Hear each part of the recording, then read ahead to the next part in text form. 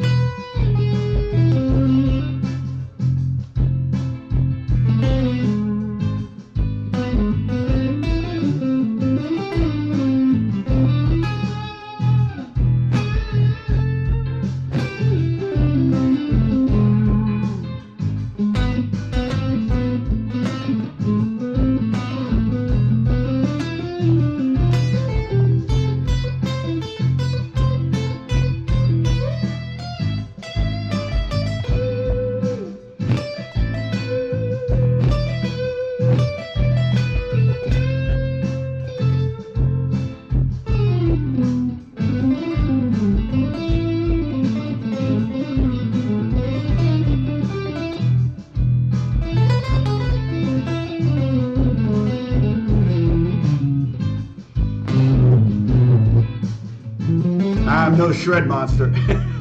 No shred monster at all. Can you hear that okay? Is it distorting or is it too hot?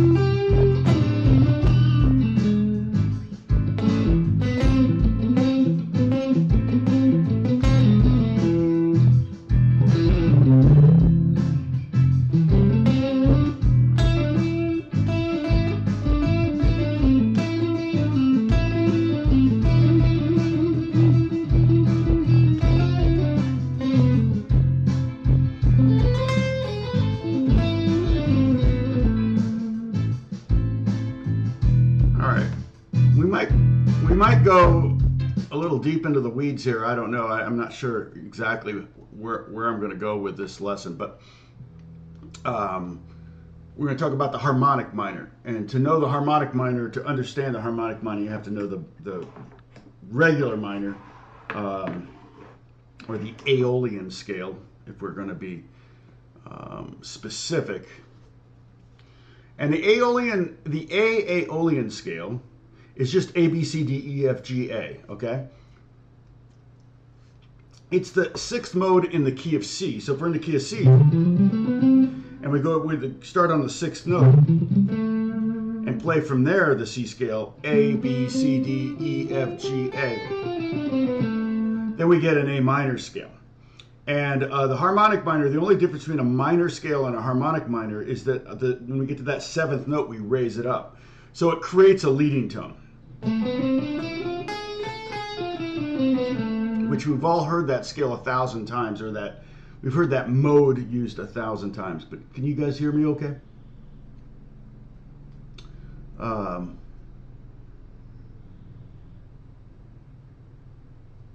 Yeah, in the melodic minor is different. I'm not going to talk about the melodic minor because that one's very different. But it's an interesting scale, and it's one that you have to kind of learn to play the Segovia scales. We're going to talk about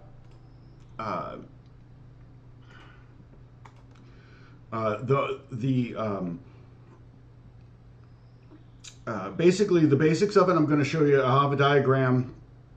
And we're going to talk about how it's used a lot of times. And I just kind of created this pseudo, you could call it a Latin pop track, but to be honest, pop is very much oftentimes using the harmonic minor scale, whether they know it or not. A lot of times when I'm sending tracks to producers and artists and top line writers, other writers, when I'm writing tracks for them, I always put in the file name, I put the tempo, I put the, specifics of the key.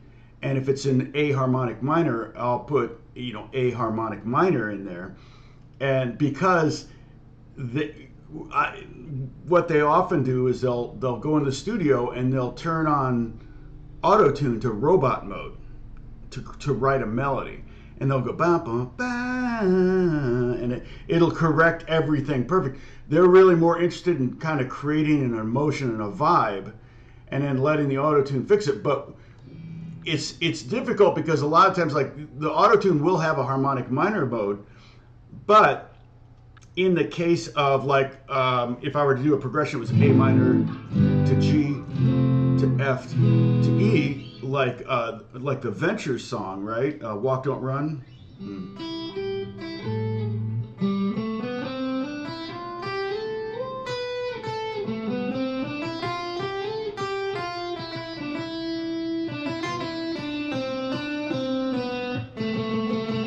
They never play the harmonic, they never play the G sharp, even though they go to an E chord.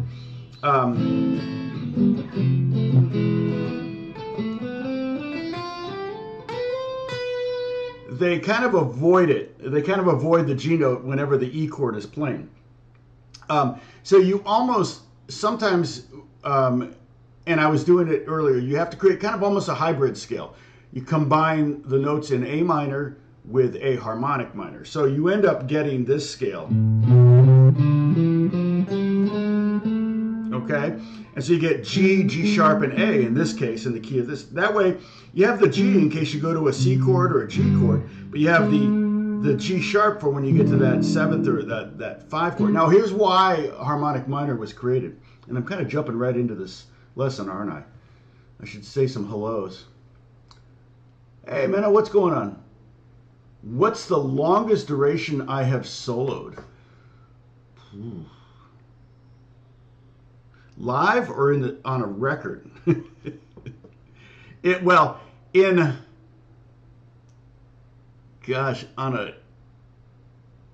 have no idea. I have no idea.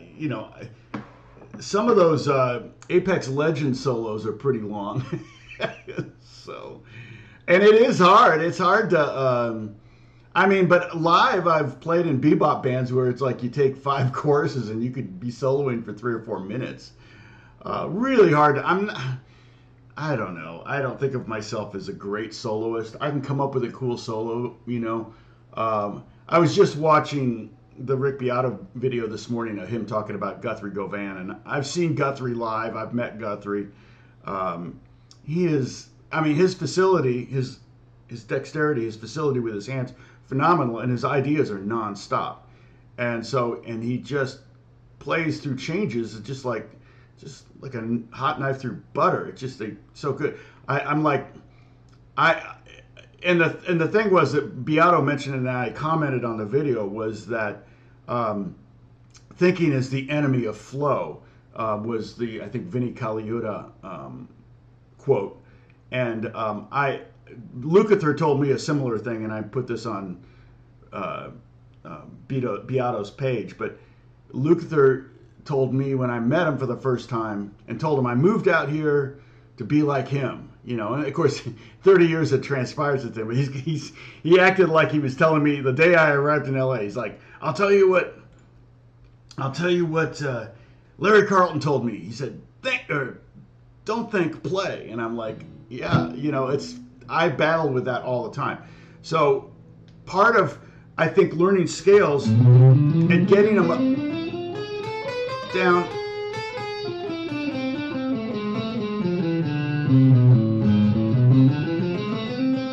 you know, getting them down and under your fingers. And I'm not really like Joe harmonic minor.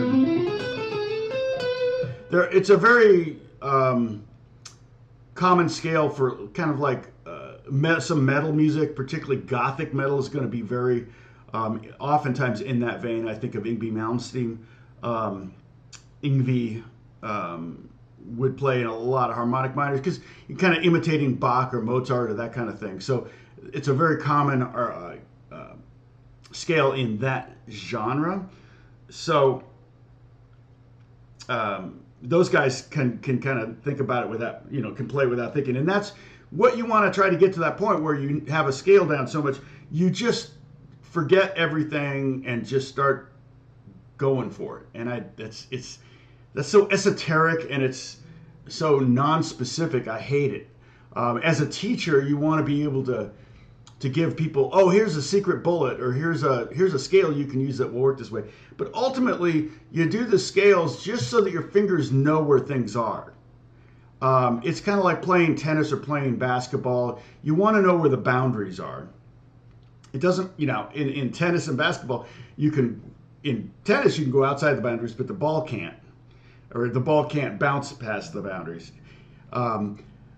But once you know where the field of play is, so to speak, then you can kind of start going. And then if you, with music, there are no rules. And so you can kind of start to move past that. I mean, you can add notes that aren't in the scale. You can start to do, quarter tones or, like in blues, they do a lot of tones that are in between notes. So,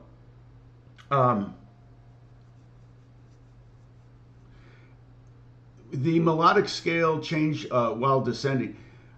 Basically, I think it's purely to accommodate harmony. It's so Sam's talking. I told you I wasn't going to talk about the melodic minor, but the melodic minor is A minor scale that when you play it ascending, you raise the 6th note and the 7th note. So it sounds like, and then back down, you go back to normal. So I think it's almost more of a discipline kind of thing, Sam. And then I also think it's probably to accommodate multiple types of harmonies in that.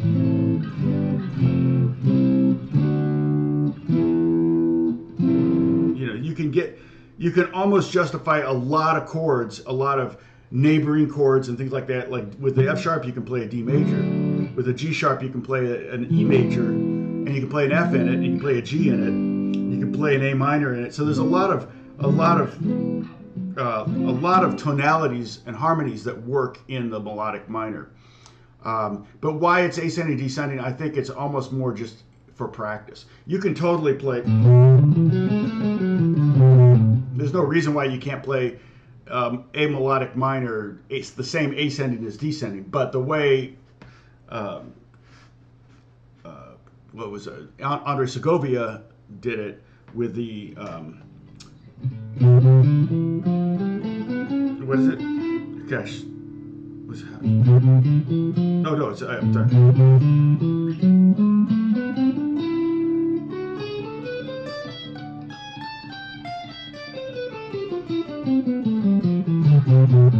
It was more for an exercise. So you're learning the scale, you're learning the melodic minor scale going up, and the minor scale going down. I'm not sure if there's a real reason for that, but hey, Phineas, what's going on? Yeah, no worries. Don't think, play. Yeah, just go for it. I mean, you're gonna hit bad notes, sure, but know your boundaries. Learn, get the scales under your hands. Like I've said this, I think last week and the week before, but when I watched Pat Metheny up close playing a whole night, his whole set, I was amazed at how much he did was pentatonic. But he just position the pentatonic scales to be weird. You know, over a B flat major, you played an A minor pentatonic, and had that really cool. I could do it this way.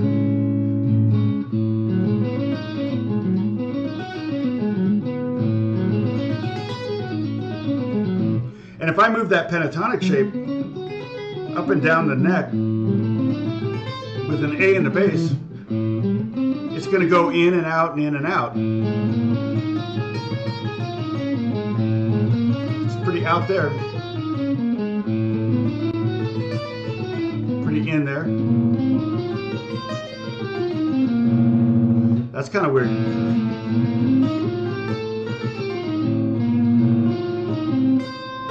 So yeah, you can hear the different, and so just having shapes, scales under your fingers, then that gives you the motor skills and the finger memory and the muscle memory to find those scales and then use them to create melodies and to say something. Okay, because really, you know, guys that, you know, I can fake shred. Where's my shred sound?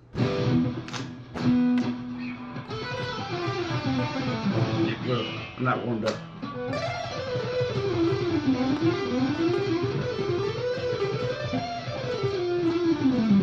I'm not saying anything.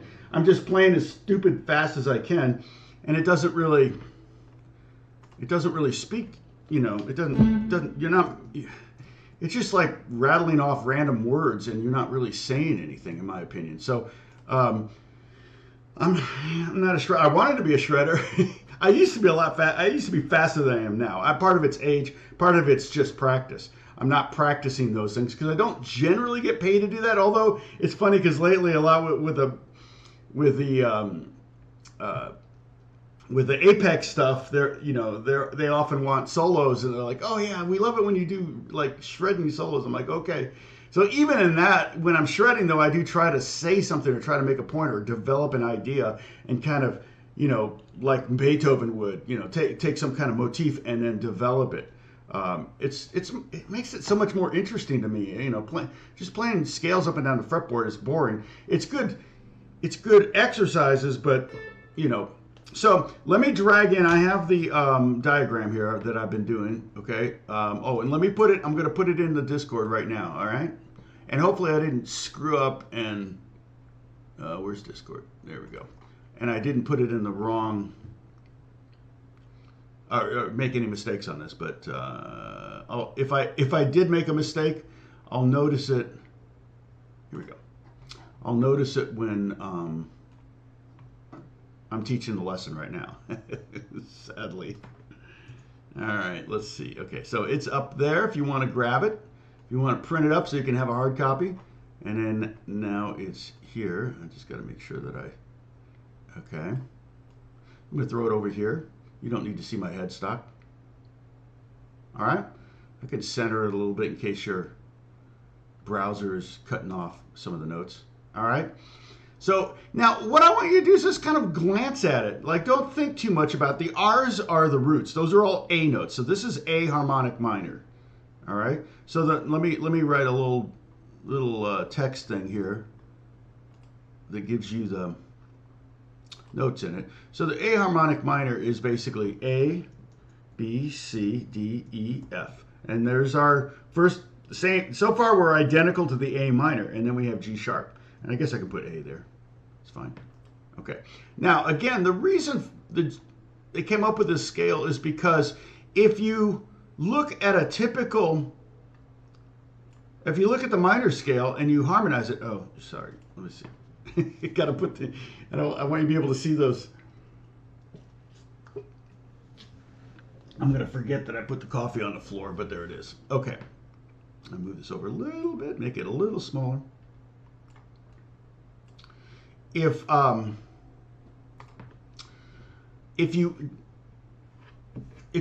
we harmonize, let's harmonize, okay? I'm going to harmonize an A minor. Okay, so this is the harmony. When I say harmonize, okay, this is huge right here. If you don't know this, you can take this and go crazy with it on everything you know, and you'll be like, whoa, you just opened up a whole new world to me. Okay, when we harmonize a scale, what I mean by that is I'm basically taking, and you can do it with triads, but I'm going to go ahead and do it with seventh chords, okay? So we're going to be a little bit squishy in the jazz range rather than more in the classical. So, but what you do is you start on the note in the scale, like in this case A, okay? And we go every other note. So A, C, E, and G. You go up 4 notes. 1, 2, 3, 4. You have the 1, the root. This is the 3rd, the 5th, and the 7th. And so these are the notes in the 1 chord. That's an A minor 7 chord, okay? And we're talking about A minors, not A harmonic minor, okay? So A minor is A, B, C, D, E, F, G. So I apologize because I don't mean to talk about A minor, but to get to A harmonic minor harmonization, we're going to want to start with regular A minor. Okay. The next one, we go B, D, F, A. D, F, A. Well, that's B minor with a flat 5. B minor 7 with a flat 5. So we have the 1 chord is A minor. 2 chord is B minor flat 5. B minor 7 flat 5. And if we were just doing a triad, it would be B diminished. Okay? A real good way to play a diminished chord, a pure diminished chord. Usually when I play diminished chord, I add a 7th. So the next chord is C, E, G, B. Again, you start on C, go up to E, go up to G, go up to B. That's how you harmonize a C. And so we end up with C major 7. So the 3 chord is a major chord. Then the next one is D, F, A, C, and that's a D minor chord, D minor 7.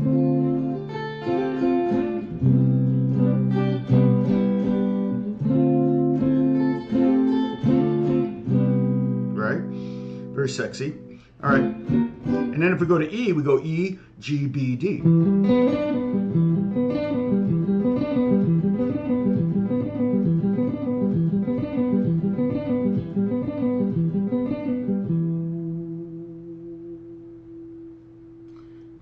Yeah, hold on a second, John. I'll get to you. Oh, low notes are fussing out a bit. Okay.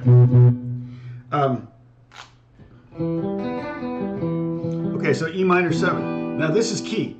So the 5 chord, 1, 2, 3, 4, 5. The 5 chord is E minor 7. Okay. Then if I go to the next note, F, A, C, E, I get F major 7. I go to the next one, I get G, B, D, F, and that's G7. And then we're back to 1. Okay, so that's the A minor scale harmonized. Now, here's the thing about that scale. The 5-1 cadence, meaning when you go from the 5 chord to the 1 chord, is E minor to A minor. You know, it's not bad. It's okay. You know, that B note in the E minor chord wants to go to that C note in the A minor chord. Okay?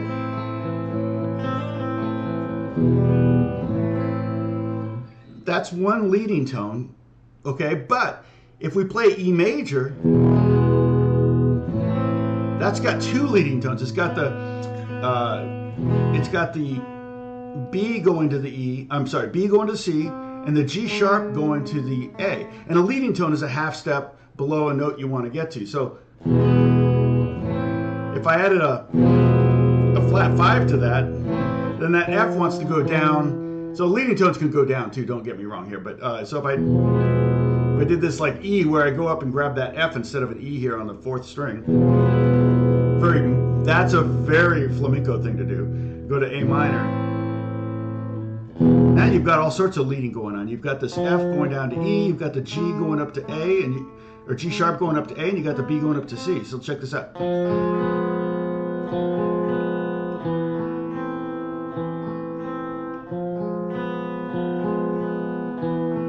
So in the classic traditional minor scale, harmonized, the 5 chord is kind of a bland E minor going to the A minor. So it's much more interesting if you play an E or an E7, But to justify an E7 chord or an E major chord, we have to change the scale, and that's basically how we came about the harmonic minor scale. We need a scale that will work over that E. Now, I could play an E major scale, but it's going to sound really bad, okay? Like this chord progression. Okay, so this chord progression I did, where is it? Logic, here. Turn down the bass a little bit. It basically is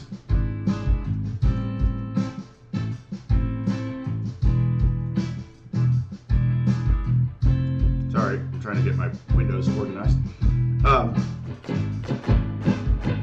Thank you, Holly, for all the paperwork you're doing, administrative. I basically played A minor to G7 to F major 7 to E7. Let's say G7. So A minor or A minor 7 to E7 to F major 7 to E7. Now I intentionally avoided the C chord and the G chord because both of those have G notes in them. I can play an A minor chord and an F major 7 chord and not have any G notes in it, and that way I don't have to worry about accommodating that G note. I can just play the G sharp. But the thing is, if I say E major wouldn't work over that E7, but E mixolydian technically would. But again, this is where you kind of get in a problem where if you really overanalyze things and think you have to play over each chord individually, that's very small picture thinking. You got to think big picture. Okay, I'm going to go ahead and play A minor, and I'm going to go to E mixolydian, which is a good scale over an E7. All right, it's a good scale at an E7, but it's going to sound like garbage. Okay, let me go here. Let's see.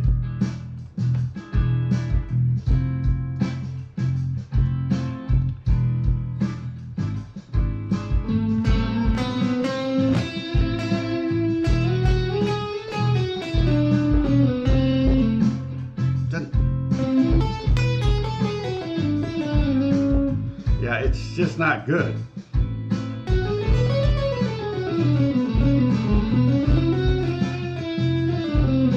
It's even hard to go between them.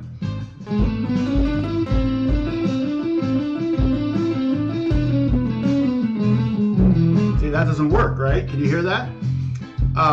So the big picture is that we're, sure, we're going to an E7 chord, but in the context of the song, we're really in an A minor. And here's how I know. When we finally end the song, if we were to play this song live at a gig together, we're going to end on an A minor chord. So everything screams A minor tonality about this chord progression. Because if you look at the notes in the A harmonic minor, we have an E, a G sharp, a B, and a D. Those are the notes in the E7.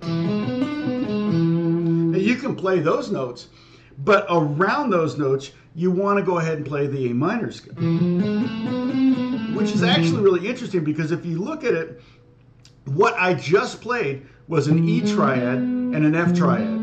I combined an E major triad, E, G sharp, B, with an F triad because when we now look at the harmony of the harmonization of the harmonic minor, we get A minor and we have an E7 and we have an F in there as well, okay?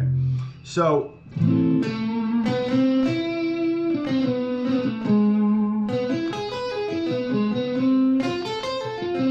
can play, and the cool thing is that over the E chord, anything works.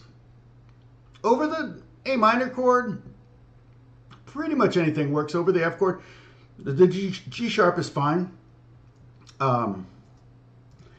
But dang, I'm sorry, I'm just trying to get my windows organized here. But there's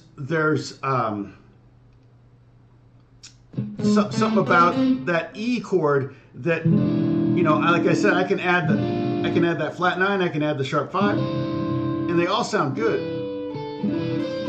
Okay, now let me see if I can answer some questions here. Hold on, let me go back to my pseudo.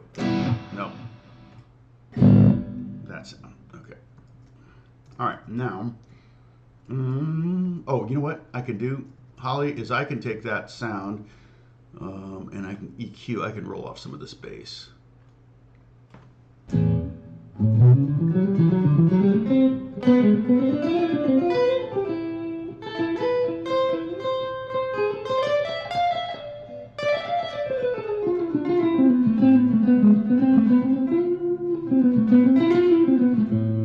Okay, I think that's a little bit better. I rolled off some of the bass on this tone. Where are you all? Okay, there and here. All right, so quite a while ago,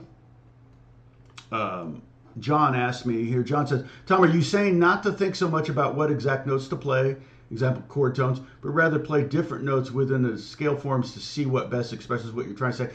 Yes. Well, so, yeah, I mean, basically what I'm saying is use your brain to learn the scale, use your dexterity, and then do your best to kind of not think about that aspect of it when you're playing. Just try to create melodies. And again, one of the best ways to do that is to play real simple. Okay? Because if you're going to play really fast, you're going to probably have to go, okay, I got to stay within the scale. But I can play blues notes in there, and if I'm kind of hearing them, the slower you go, especially early on, I think Guthrie Govan can hear stuff in a millisecond. So we're not Guthrie Govan, but players like that, Alan Holdsworth, he could hear stuff, you know, within milliseconds of what he wanted to play. But if I take a very simple idea and just start developing it, okay, it can even be one note. Let me just show you. I'll play the jam. Let me get the window up here. Okay. I can just play an E note. E note's going to work over every one of those chords.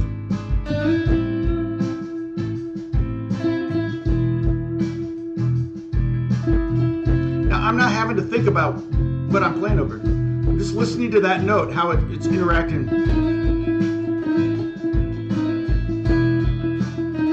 And that D sharp I'm playing right here is not part of the key. It's kind of a blues note. It's a blues note, but it's just a grace note. You don't have to justify it. You don't have to go, well, it's actually technically the flat 5, and so therefore it works. No. Just go, it's that. Now I'm playing C, D, E.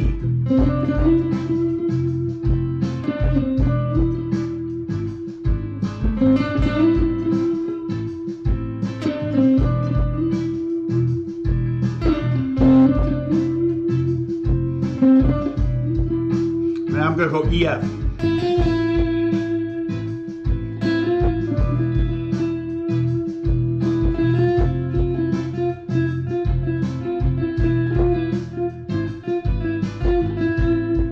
And that's how you get to a place where you're starting to hear melodic ideas before you play them, which is really where you want to go. You want to develop the ideas up here and take them to the guitar.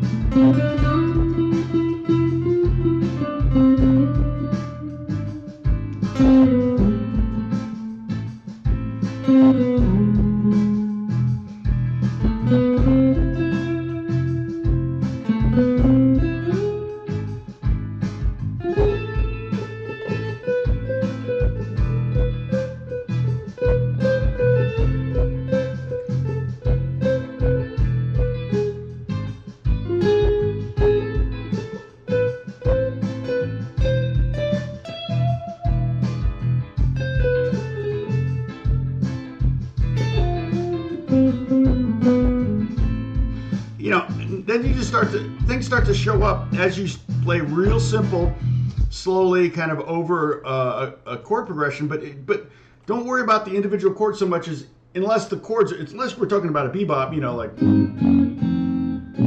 we're talking bebop tune. Then even then, generally the way players think about playing over bebop changes is to look for groupings and phrases that are in one key and in another key and in another key. So there might be like giant steps, which is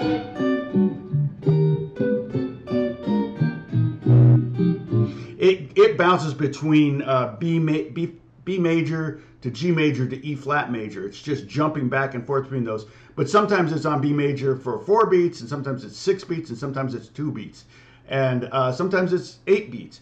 And that's what makes giant steps so monstrous to play over, because it's pseudo unpredictable. Unless you know it so well, then it's very predictable. So anyway, let's see. Yeah, it definitely has a Hotel California is in a harmonic. It has harmonic minor leanings. It has a major 5 chord in a minor key, and so you definitely can hear that Spanish quality. It definitely, like I said, with the flamenco, that's going to be really loud.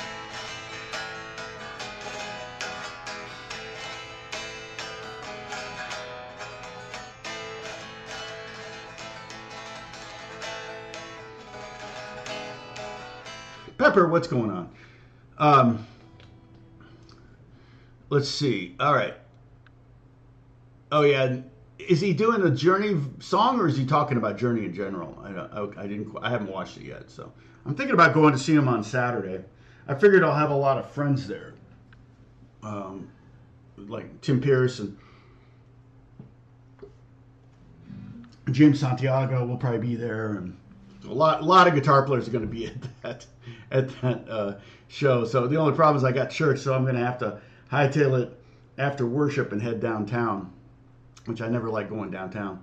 I thought about maybe just Ubering down there, and that way I don't have to park or anything. But oh, good. Okay, good. Thanks, John. Yeah, I rolled the bass off the sound. Okay.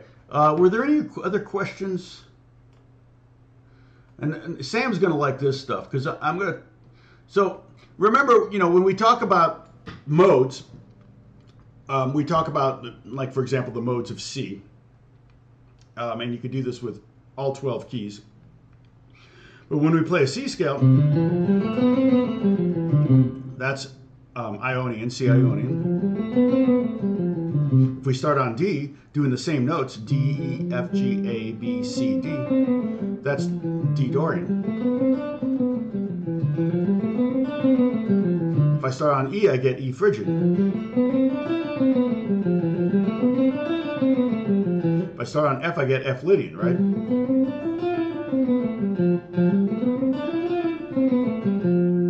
All right. If I start on G, I get G Mixolydian. Sorry, I'm tired. I've been really busy. In fact, help me to remember to be done by 11, because I've got sessions. I got to track some stuff. I've already got the music printed up. It's not too hard. Let's see, not too difficult. It's for a video game. And I did stuff for it last night, but that's what's all left. I ran out of steam last night, so you know how that is. And then if I go on A, I get the A minor scale, right? And if I start on B, I get the B Locrian scale, right? Okay. Just like the key of C has those 7 modes, the key of A Mixolydian, the key of A harmonic minor also has 7 modes. So if I go A to A,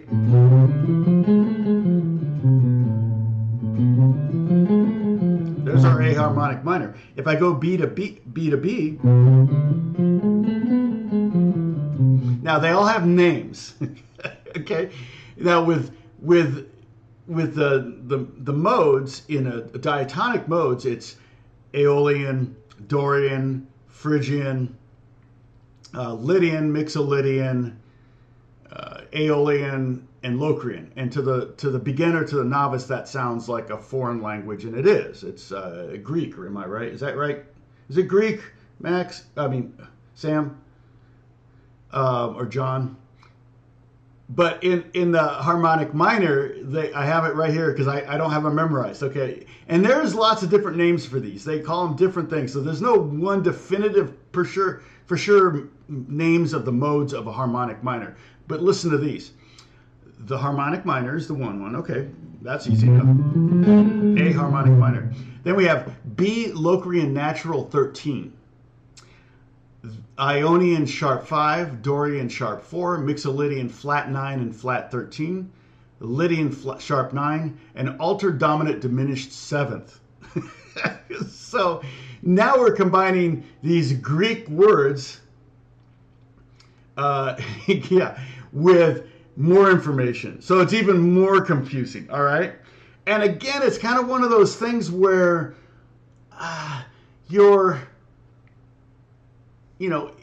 someone's coming along after the fact and analyzing and give names to stuff, all right?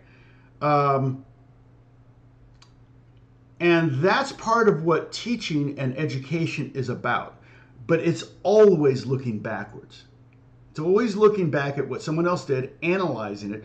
Charlie Parker really wasn't thinking about that he was playing sharp 9s, flat 9s, sharp 5s, and flat 9s. He was just taking the music outside of itself and adding a whole new lexicon of notes that you could play. He didn't know what he was doing there. Somebody comes along and analyzes it, and they go, "Oh, well, this makes complete sense because if you take the, it makes complete sense." And it's like, yeah, but at the time, people were like, "What's he doing? That's weird." Even the Beatles, like, "Oh, that progression, or those kind of harmonies pre-existed in classical music." I've been listening to a lot of classical music lately. In my car, I'm just listening to KUSC, which is the local classical station. But yeah, so a lot of the Beatle harmonies pre-existed. But again, like the minor 4. Well, the minor 4 is not in the key. If we're doing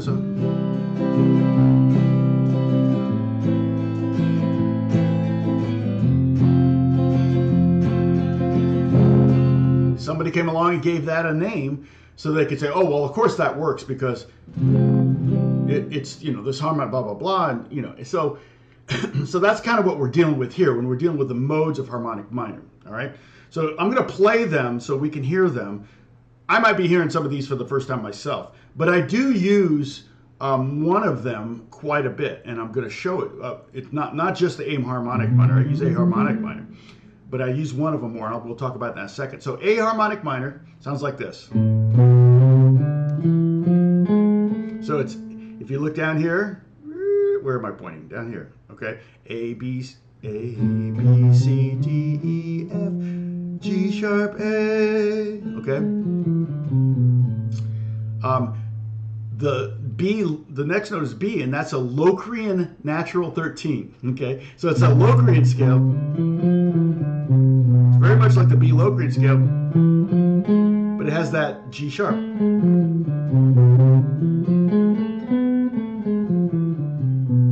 You could do this easier on piano than you can on guitar. Find the notes for A harmonic minor on the piano, and then just go start on the B note and go up to B, and then do the same thing from C, and that's same thing. Okay, so this is oops, what am I doing? Yeah, don't worry, John. This is the opposite of what I just told you. Is don't think, don't think, play. And now we're sitting here and analyzing the crud out of a harmonic minor scale. It's the opposite of what I just told you to do. But it's just interesting. That's why I'm sharing this information. It exists, but again, clearly I'm not using it except this one scale, which I'm going to show you. The two, A harmonic minor, and then this other one that I'm going to show you in a second. Okay, the next one is C to C.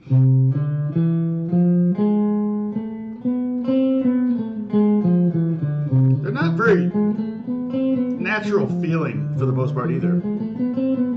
But this is weird because it starts out like a C major scale, but then it has a sharp 5, and this one's called an Ionian sharp 5. Remember, Ionian's the Greek name for a major scale. So C Ionian, sharp 5.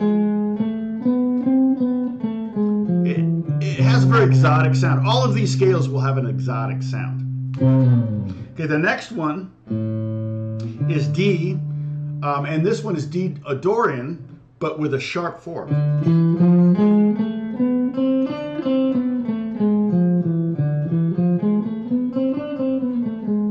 And if you really wanted to get deep into this, you could try to, you can also, in every one of these keys, you can create the harmonies. Phil, what's going on?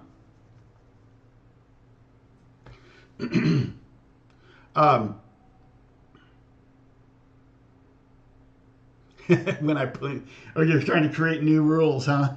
I kind of half pointed correctly, Dennis. We have a drinking game, but it's like I stop breaking the rules. I don't do it very often, so we're not getting to do a lot of drinking. So, so D. So again, this is called Dorian sharp 4. D Dorian sharp 4. And you know, if you know D Dorian, it's not too hard to understand what sharp 4 means. Go to the 4th note, play that instead. And again, it sounds very, very exotic.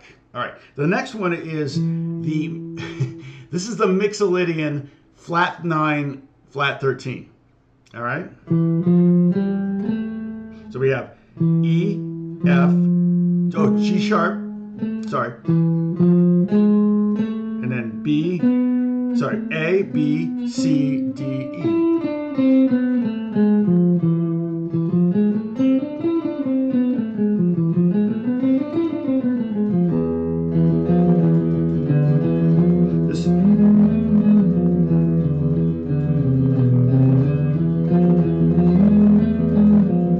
This is one I use a lot.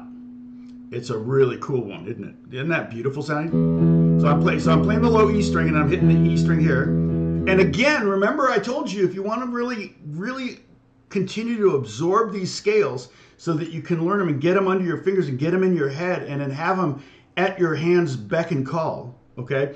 Play every scale on every string individually so you can see it going up and down the fretboard, okay? So that's what I'm doing here. I'm playing the E Mixolydian flat 9, flat 13. Okay, I'm playing E with the E in the bass. The E is allowing me to have a pedal to kind of keep the scale centered in the key of E, okay? Then I go to F, then I go G sharp, and then to A, B, C, D, and I could go backwards. If you're playing acoustic, you could go more like.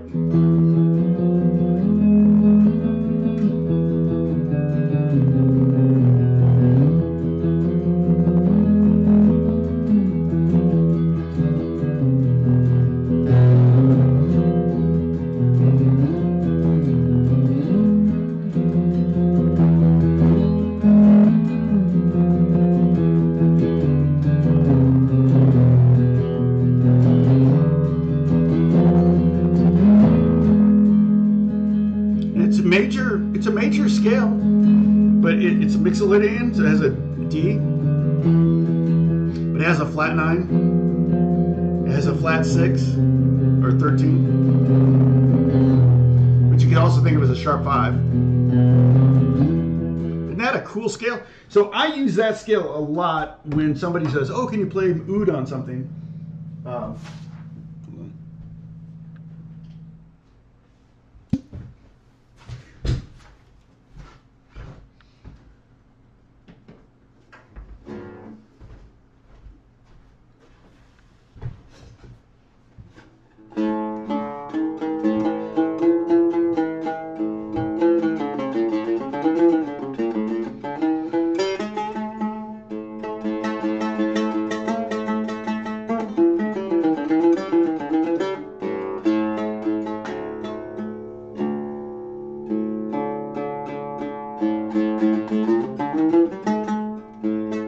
Or you do A and D.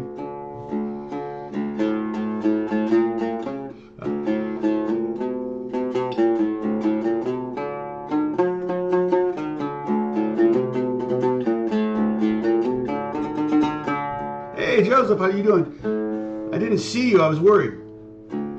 Yeah, I was letting the low E ring on that. Now I'm hitting this. This is a low D on here. So now I'm in D. I'm in D, mixolydian, flat 9. Here's a D. Here's an A note, which is the 5th. Here's the flat 6. Here's this flat 7. There's the flat 9. And there's the major 3rd.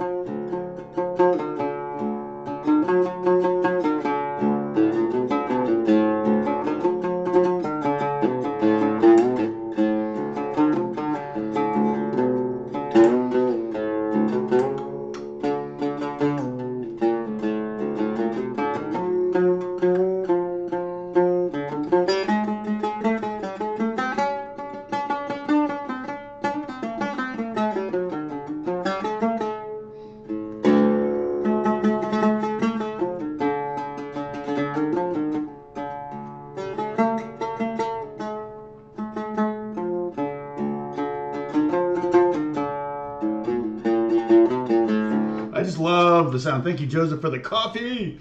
I just love the sound of that scale, particularly on Middle Eastern instruments.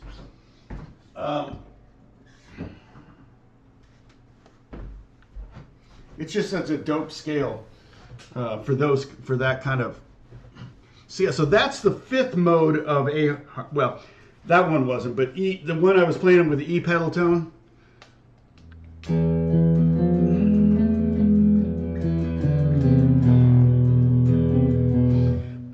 This is the 5th mode of A harmonic minor. And then the next one is a Lydian sharp 9. So we play F to F, but again with that G sharp in there instead of a G natural. Okay, this is where, again, when you start looking at these shapes of these, when you start to discover things, this is where I noticed, oh look, it's an E and an F chord right next to each other, E major and F major. So if you play all the notes in E major and all the notes in F major in a scale, you have 6 of the 7 notes in that particular Lydian sharp 9. The only one you need is D.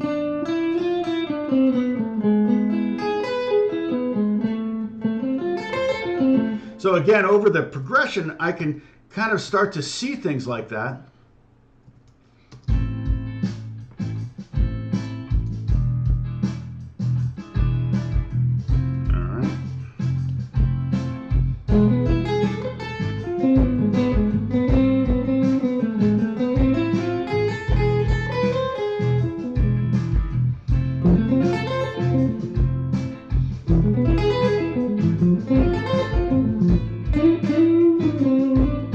You can also see it here. See that? Here's an E chord. Here's F. I'm on the 4th, 3rd, and 2nd string.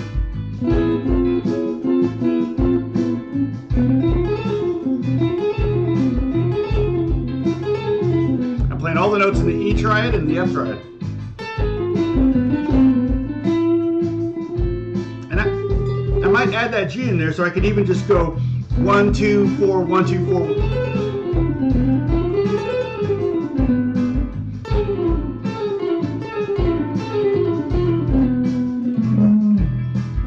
But you can just go with those 2.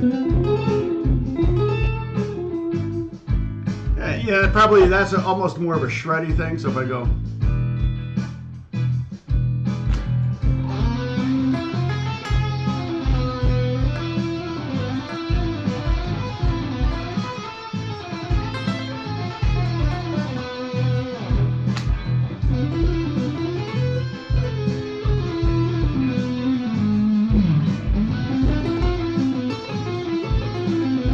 Gives you can start right there, and then you can add notes to it as you get comfortable with these, the E and the G, E and the F against each other.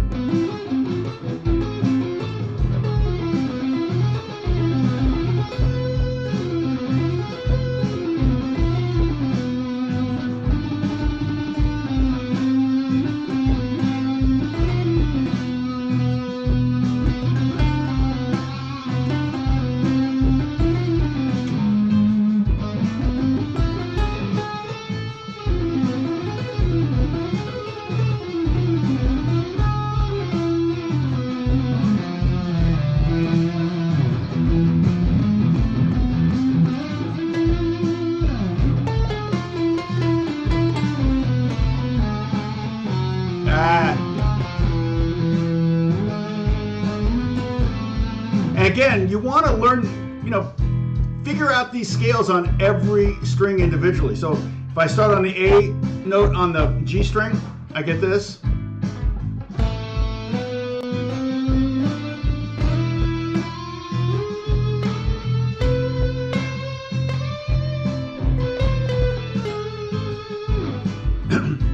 You can try to do a whole solo on one string.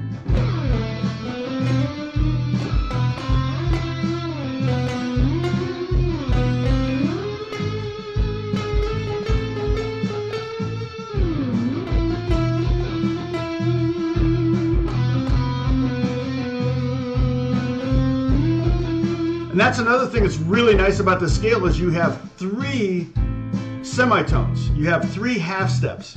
And that half steps are where it's kind of like this. They're always oftentimes leading tones, but they're also just kind of like these neighboring tones that create kind of an exotic sound. So I've got B to C,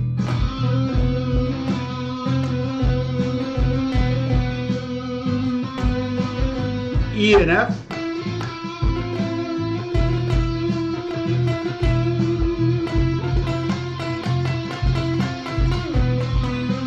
and then G sharp and A.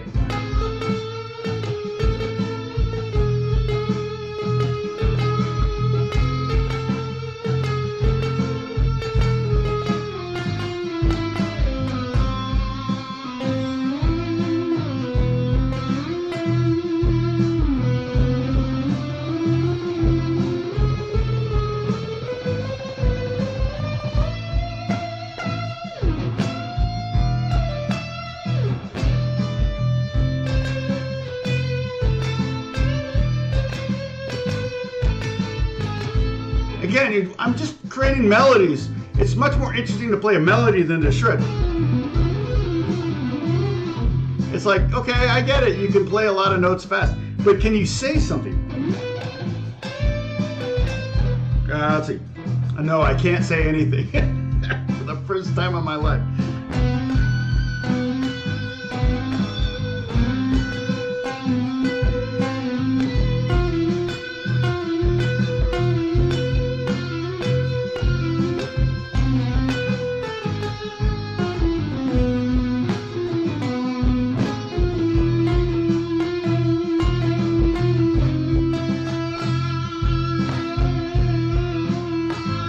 Say a lot with just one note. All right.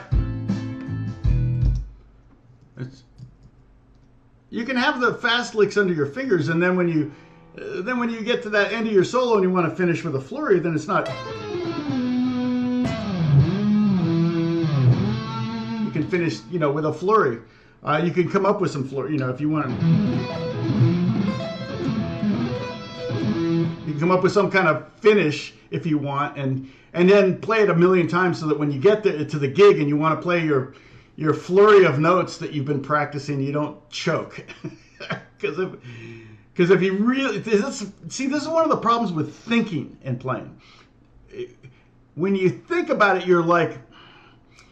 you're trying, and I've done this before. I go, I want to use this scale, or I want to use this lick in this song, and it almost never works because it's like you're trying too hard, or you're trying to fit it in, and if you're a little late, you get off. If you're a little early, you get off, and it's like, shoot, I messed it up, and then you psych yourself out. No, you just have the facility, get the scales down, and. Okay, now there's one more scale. Let me get back to a clean sound here. There's one more scale, one more mode of the harmonic minor. The last one is the altered dominant diminished seventh. What the actual heck?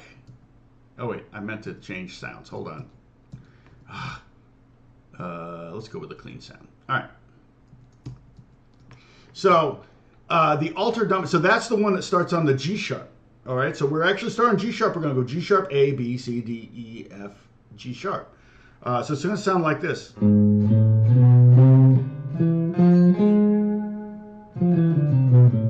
So it's called altered dominant diminished seventh, and I'm not exactly sure. It's the interesting thing is the G sharp to C acts as kind of a major. It's like a major key almost, because it's got a major third in And a diminished scale is half step, whole step, half step, whole step, half step, whole step. So if you go,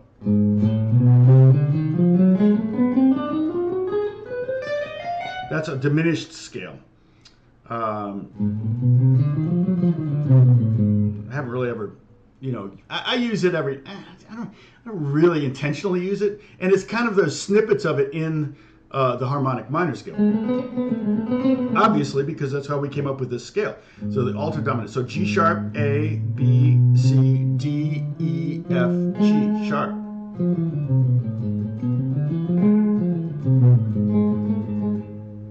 So that's an interesting one. Now let's say I were to play this in E, what would it sound like? So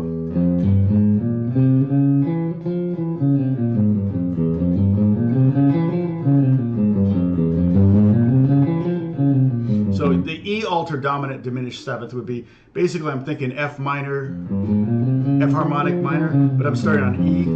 So now here's what that would sound like if I were to do a pedal bass. Oh, wait. No. Let's see.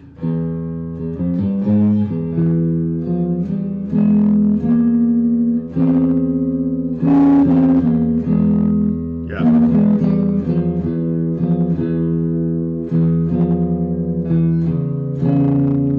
Holy cow.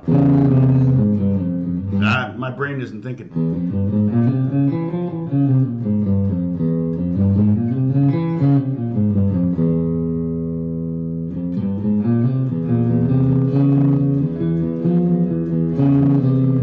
Weird, huh? Mongo Kid, what's going on?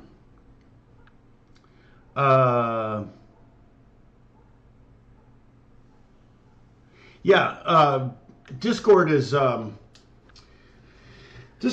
just you can find groups talking about anything. I've got a couple. What Discord groups am I part of here?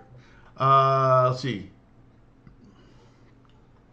Just this one, ours, which is about me, all about me. Not really, but there's a lot of tabs here, and I just uploaded. So, if for no other reason, join the Discord so you have access to all of these diagrams that I create. Oops, here we go. So all of these diagrams, anything I create, any PDFs, any songs, anything like that I create for the live stream, I put in Tom's PDFs and lessons.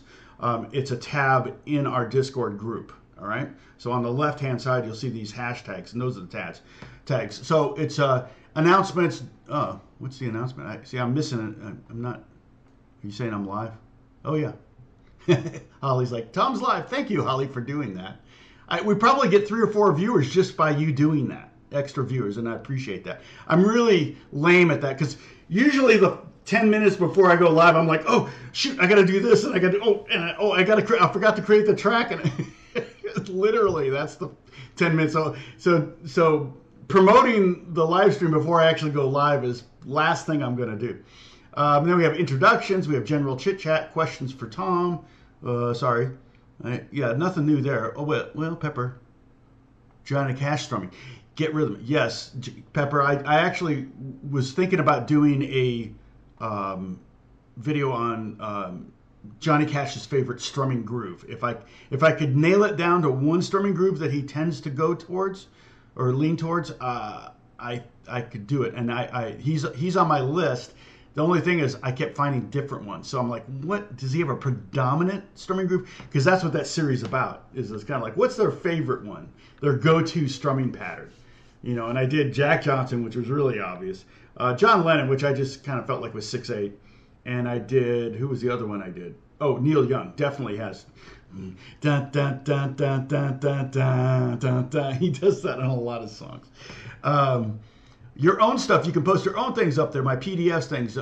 What's this? Viewer helpful custom links. Okay. Bruce is building me a cigar box guitar, so he's actually putting the whole process up on Discord so you can see what he's doing. And he's having too much fun with it, I'm afraid. So, and he's very busy. I think he's on vacation right now, isn't he? Um, so let's see. Followers with their guitars. I love this. You know, I can see pictures of ever. Now you can post pictures of your guitars. You can post pictures of yourself with your guitar. Anybody else that's building guitars, there's a DIY page on here, so that's kind of helpful too. Questions about guitars, guitar and gear reviews, guitar music events. Yeah, so there's a lot of stuff there. I also belong to my friend Josh Goodwin's community.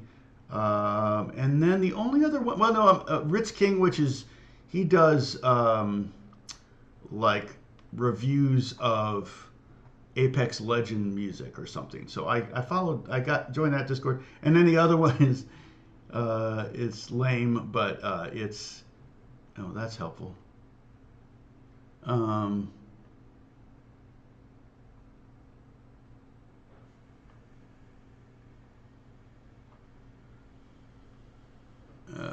So that I also do a Madden mobile community. So like I said, it's lame. The only game I play on my phone is Madden. So, and I may not keep playing it. The season's over, and I'm like, it's, you know, when you're doing one of those games and you're in a league or something, it's like you feel real obligated to keep your team up and you keep playing and, you know, playing in the event. And it's like, yeah, I don't need an extra a thing on my to-do list. So,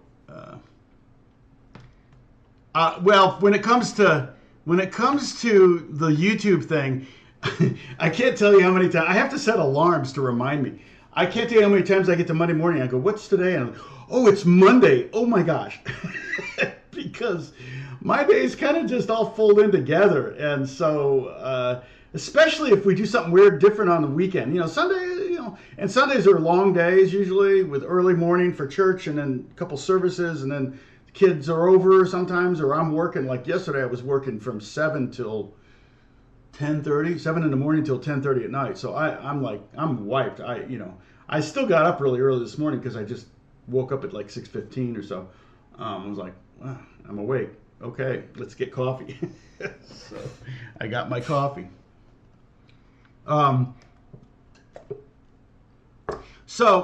Let me see if I can copy this. I don't know. See if this pastes. Yeah, that's not going to work. It's too many letters for one thing. So what I'll do is I'll put a link to this because some of you might find this interesting. I'll put this up in the Discord group. Let's see. I'll put it in the Tom's lesson. So I'm going to put a link there that talks about it's kind of a ugly looking link. No, but that's it though. Okay, cool. That talks about the harmonic minor, the modes of harmonic minor. All right, that's where I got this information from. Again, I've heard different names for things. Trying to name these weird scales is kind of arbitrary, and you know, but the names they have, the only one I'm not quite see, altered, dominant, diminished seventh. That's the only one I'm like, okay, altered, and it's actually a good scale to play over. In this case, we're playing G sharp, right? Okay, I'm going to show you another use for the harmonic minor. I forgot about it. So let me go to Logic. I'm going to copy the drum track over. All right.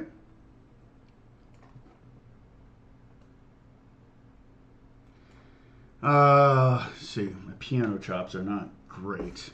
I'm gonna.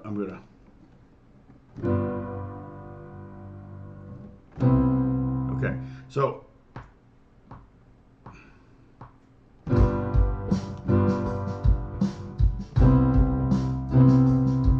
Okay, so all that was G7 to C major 7, but I'm gonna change it first. I gotta quantize it. All right, so now I'm gonna make it go up a half step because I can't play black keys. So now I'm playing G7.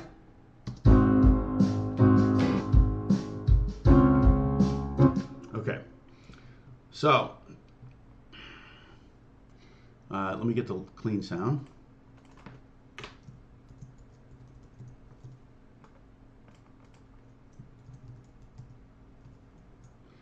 right, now I've named them.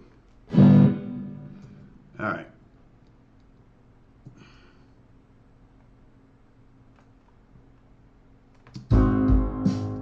So now I want to edit those.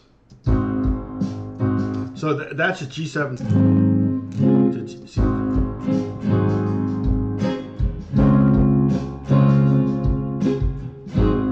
Okay.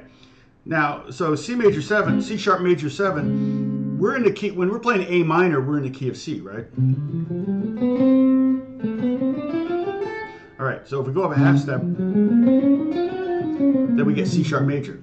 All right, so if you know a C scale without any open strings, then you should know a C sharp major scale. You just move everything up one fret. Okay?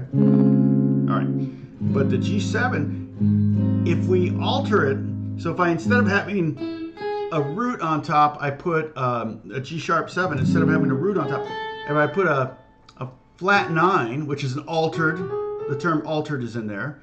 If I take the 5 and go up,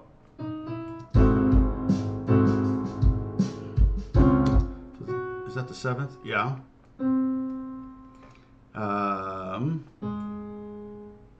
Yeah, and I could even take this down to like,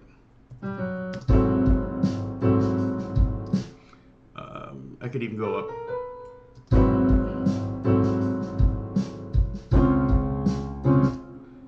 Can I go? Let's see.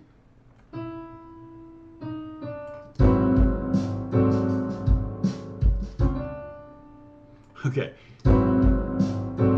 So what I did there was,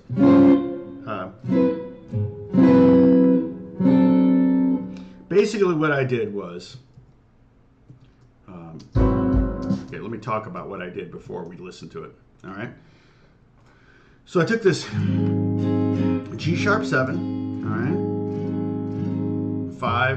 4, 6, 4, 5, 4, 4, all right. I'm just gonna play the top 3 strings, the top 4 strings.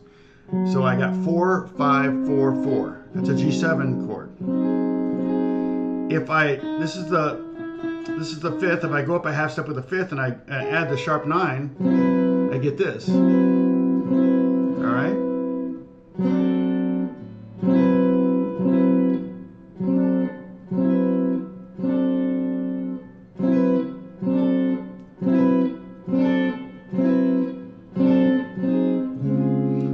So it's weird, but there's an F sharp in here, which is not part of the key. But if I look at this, this is like an A minor 9th, and then this is kind of like an E7, or a weird, like a D minor 7 or something. But basically, the A minor harmonic minor scale works great over this chord, or basically an alternate. So here's my point. If you're playing over a G7, like an altered kind of, like, oh, let's do A, because I can hit the A string. If I'm playing over like an A altered kind of thing, right? And it's going to go to D major 7. Over that, you just go to A, and you go up a fret and play B flat harmonic minor.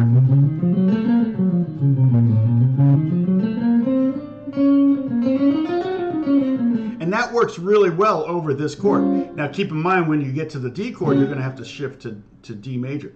But I'm going to show you, I can loop this. I'm just going to loop the first chord.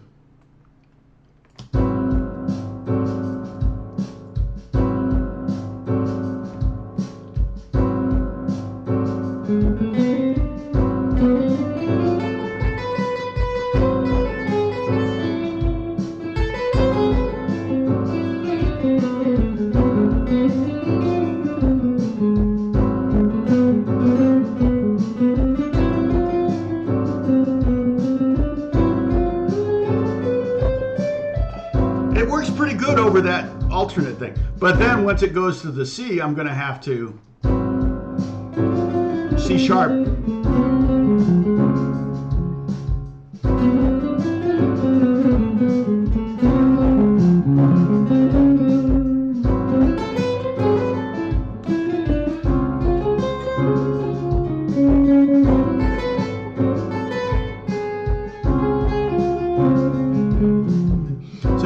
You can see how you can use a harmonic minor scale to create a real cool altered dominant scale sound over a seventh chord.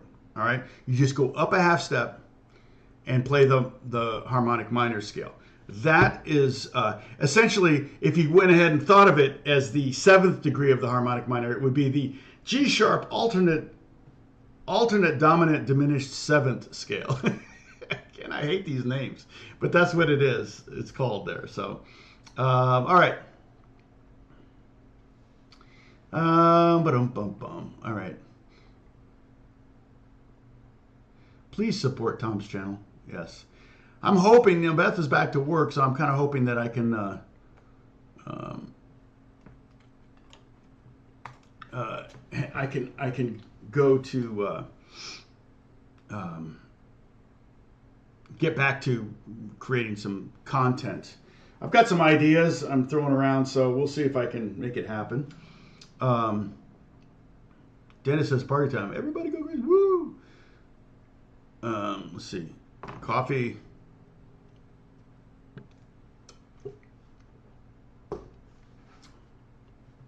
All right. Now, again, as you look up this, you know, look at the roots.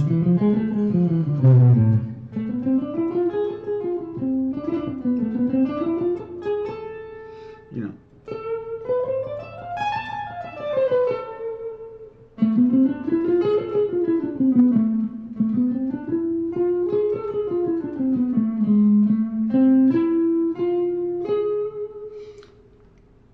You can start to see some patterns emerge.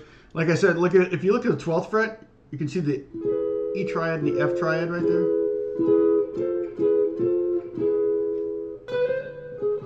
Oops. Not a bad little exercise.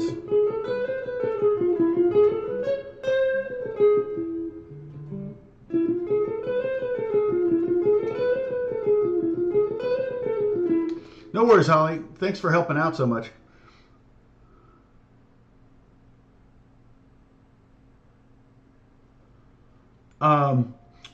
Oh, a lesson about how to practice with a looper. Yeah, I mean, I'm essentially doing that with Logic. The reason I do it in Logic is so I have it permanently there if I want to use it again in more lessons on this subject. So,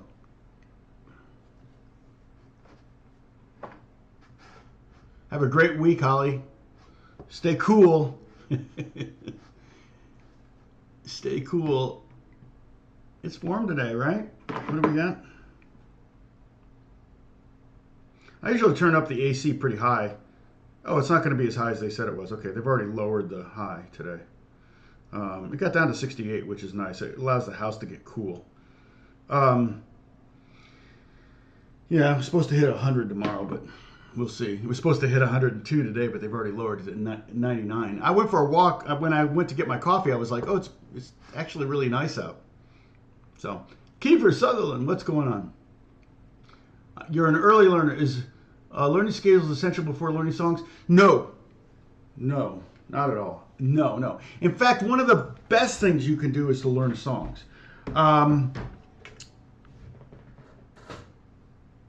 This is a lesson that I wish myself would learn. I would learn myself. Okay, Kiefer, because I like so many of you and so many guitar players, always was thinking I was going to find a magic bullet, like this will be the scale I learn or whatever. This will be the, you know, I created, and I have a lousy memory. So I created, like, I thought, oh, to play over bebop, you need to have a whole lot of 2-5-1 you know, riffs, meaning the 2 to the 5 to the 1 chord. It's a terminology in jazz that's really common. So I spent more time like coming up with different ways to play through a D minor 7 to G7 to C7 than I did learning songs. And if I'd spent more time learning songs, the thing, when you're playing over a song, like I'm talking about bebop now, okay, it's very specific, jazz. When you're working as a jazz musician. Sorry, move that. Put it over here. The thing you're doing is basically you pull out the real book if you need it, the good players, the professional guys, don't need the real book. They just know all the songs, right? But you pull out the real book, you play, you got the tune, and if I'm a guitar player, most likely if I'm playing with a sax player, he's going to play the melody. So you play the song down once. If, you know, if it's like, you know,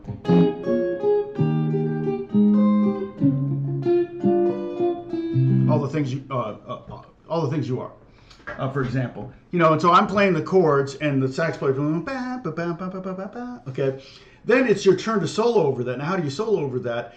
And it's like, oh, you could learn all the arpeggios over all the chords, but it's just gonna sound like exercises.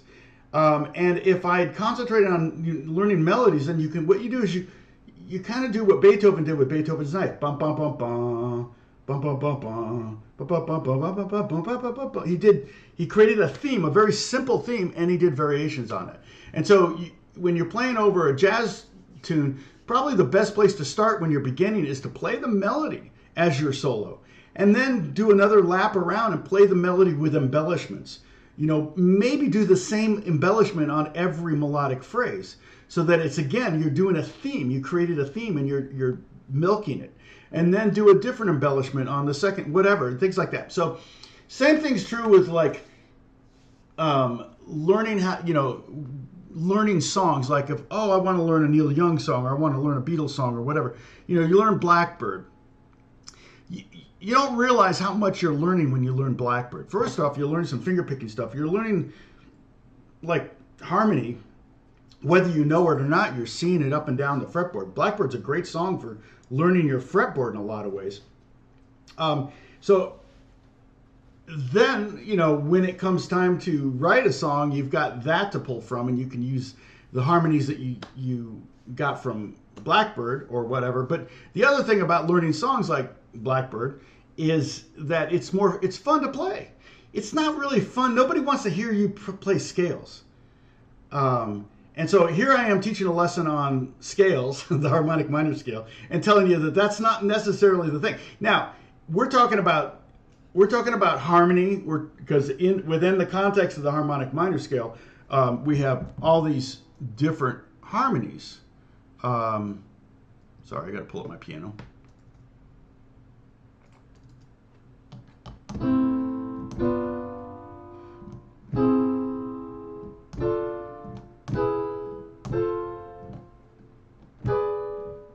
That's the harmonized, that's the A minor.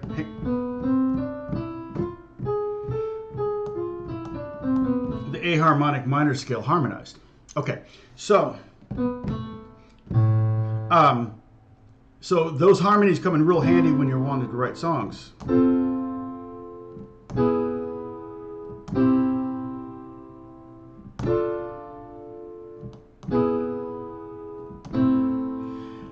And they're also real handy when you're trying to figure out a song.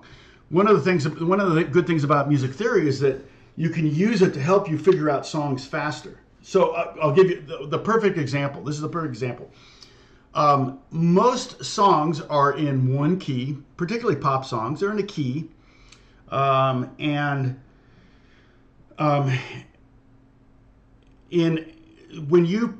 When you narrow it down, you're like, oh, usually we have, like, if we're in the key of C, we have C, D minor, the 2 chord, the 3 chord, E minor, the 4 chord, F, the 5 chord, G, and A minor. So we can narrow it down. Typically, when you're trying to figure out a song, it's going to be one of 6 chords. Every chord is going to be like, oh, what chord is this? Is that the 1? No. Oh, it's the 4. Okay, and then it goes to the 1. And then it goes to the 5. And then it goes to the 6 and to the 5.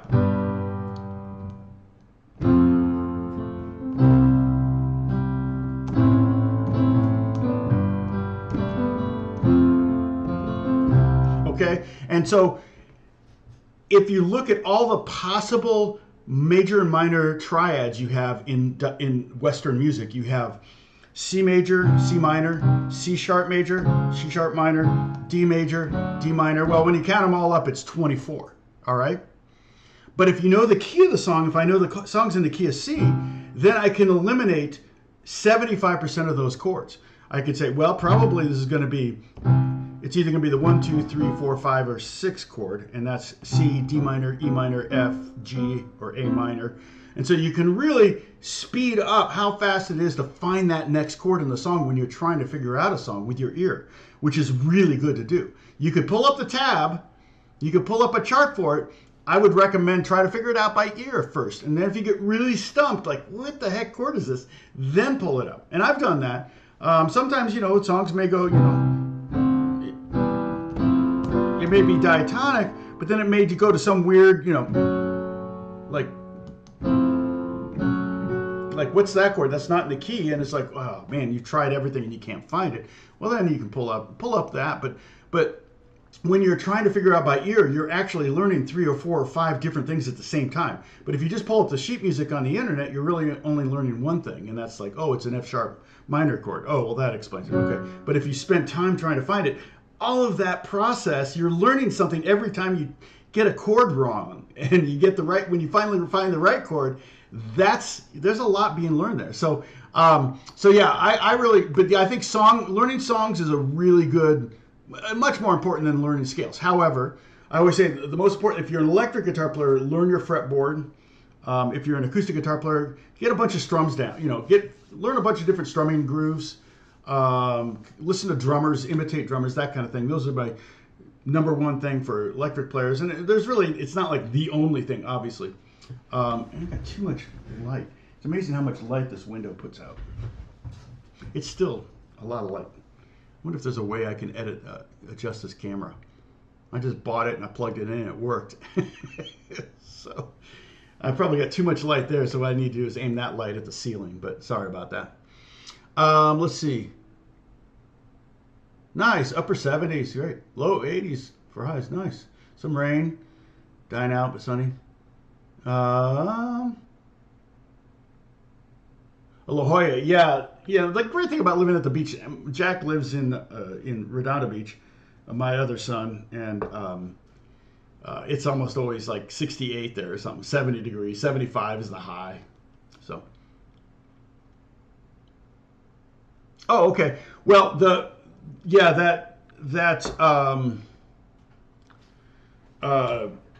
Miserlou is a weird scale. It's kind of a harmonic minor, but it's what it is it's almost an E. There's one, oh, I know what it is. I gotta go to Logic here. Hold on. Now let's see this.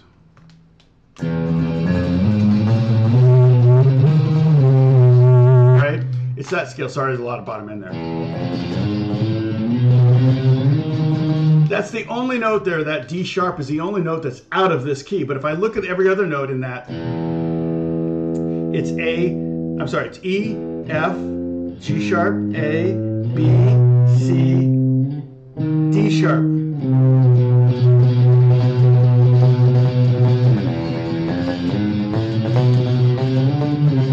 Whatever it is, I'm not even sure. But it's I forget the name of the scale. I did a TikTok on it. But it's definitely got its own kind of harmonies and things. But basically, it's playing over A minor to that, and then the D sharp allows you to have like a B7 in there too, which is kind of cool. But it also could be thought of as, it can't really be an E minor thing, but it's definitely got that kind of A minor, E major, F major, B7 kind of tonality. It's weird. It's a weird scale because B7 doesn't quite work because there's no F sharp in this scale. But yeah, it's a great song. Such a great piece of music. So yeah, 1, flat 2, 3, right, 4, 5, flat 6, 7, 8. Exactly right. Oh, a double harmonic major scale. Thank you, Sam. Catherine, Catherine, you like the new camera? All right, let's see. Oh, D sharp is the 11th fret on the bottom string. So D sharp would be that note. Here's D.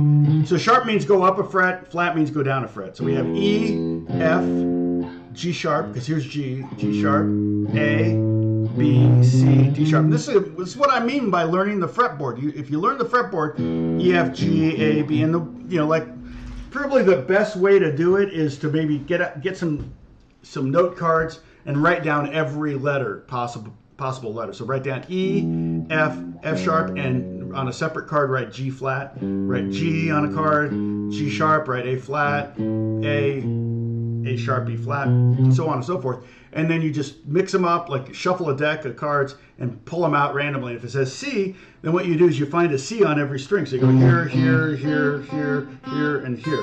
And you do it all in the top, the bottom 12 frets. You try to find that note there. And then say you pull A flat and you go, you just find them. And now first you're going to be like A flat, okay. E, F, G, A flat. Okay, there's A flat. Okay. A, B, C, D, E, F, G, A flat. Okay. It's going to take you that long. Okay. And every day when you go through that stack of cards, it's going to be a little bit quicker. You're going to start to memorize them. And eventually you'll be able to find all the notes on there. And the other thing is, like if you play an A flat chord, you go, oh yeah, it's A flat, B, A flat, E flat, A flat, C, E flat, A flat, and all it does is confirm things you're learning in music theory. Okay, and you can learn. Music theory will help you get to solving things a little quicker. If that makes sense. All right. Any other questions? Gold star for Sam. Because we got a lot of viewers right now. We're up to like 39, which is good. It's good to see.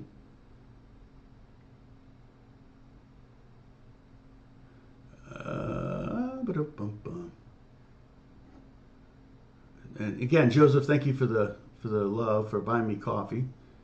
Okay, John's gone. Who else here? Introduce yourselves. Get up on the chat. If you've got a question, ask me. You never know. I've made a comment on a not Bieber video, on a Beato video. So maybe people sometimes click on me from that because I see the check. I got a check now next to my name.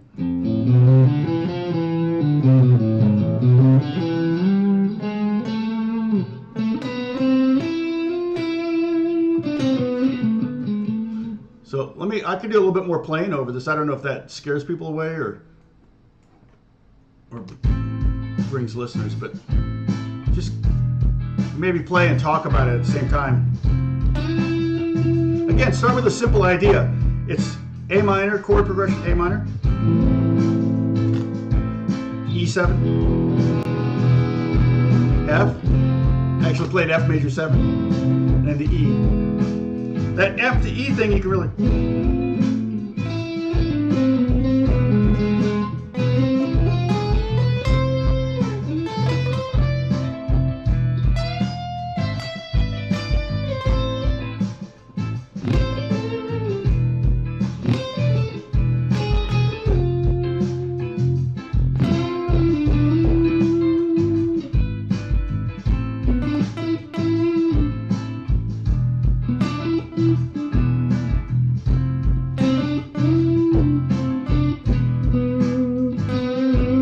those half steps, the B to C, the C to, the E to F, and the G sharp to A.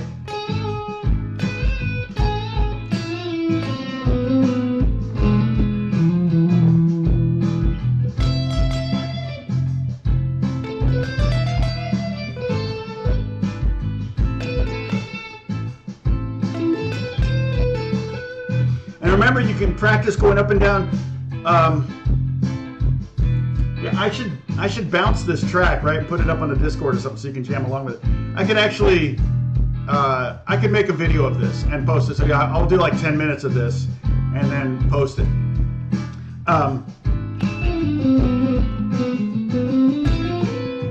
But if you just practice going up and down one string and find all the notes in this scale here, A, B, C, D, E, F, G, sharp, A.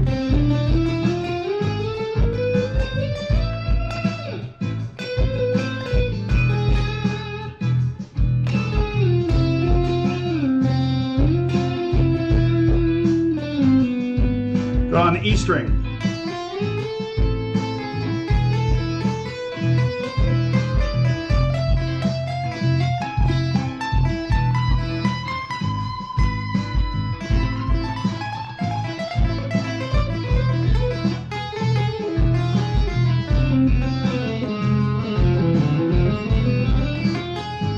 Go on, play on the A string.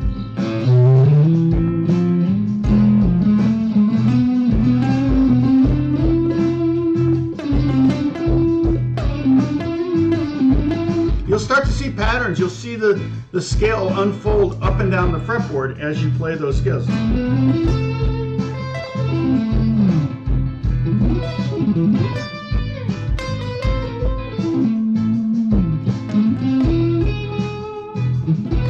Ah.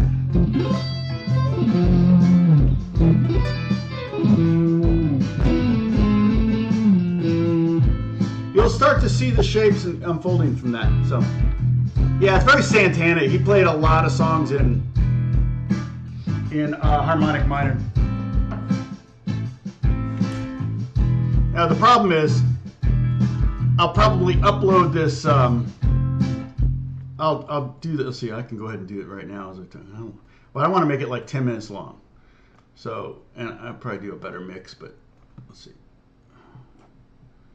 So here is, 35 minutes. Wow, okay. Not total. I've got it. I'm at 30, in this session so where are we here? Oh no, I don't need to go 50 minutes. I mean, I don't know, to go 15 minutes. Maybe right there.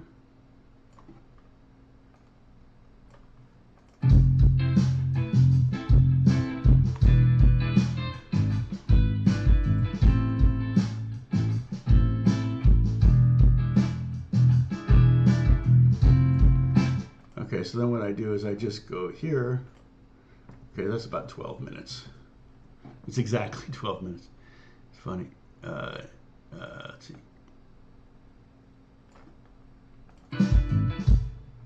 That's funny. No, I need to just do.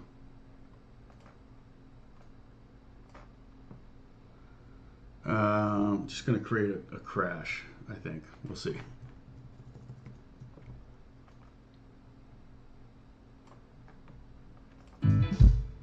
Yeah, weird. No crash. I'm going to put a bass note here. Let's do an A. We're in the key of A, so I'm going to add an A here. Yeah,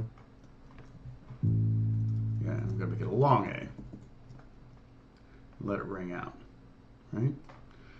And well, I could hit a chord at the end there too if I wanted to.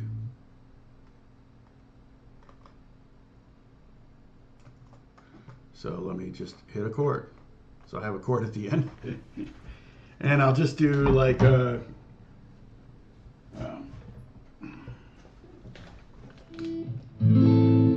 that chord. All right, got my basic clean sound here.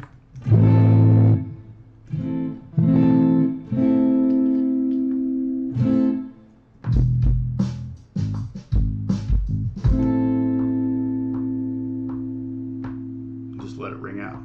All right, so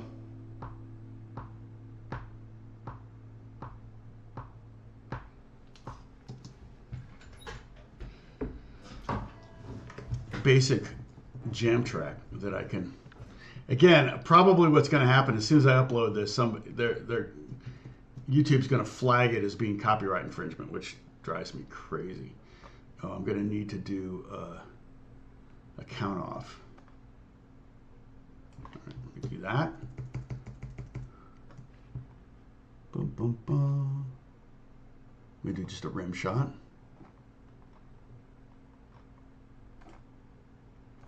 Software instrument, create, go to drums, what? SoCal, okay. Use the same drum kit. It's called SoCal. This is in Logic.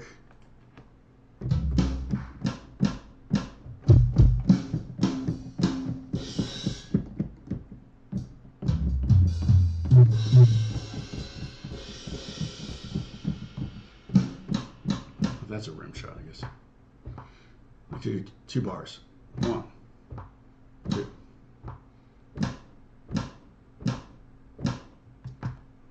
And then quantize it, which means put it on the beat. Here's our groove.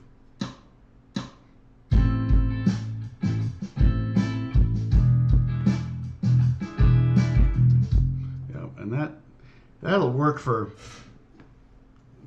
practicing your scale over. So I'll try to upload that maybe today or tomorrow, and then we'll see if I get a copyright infringement on it. I'll of course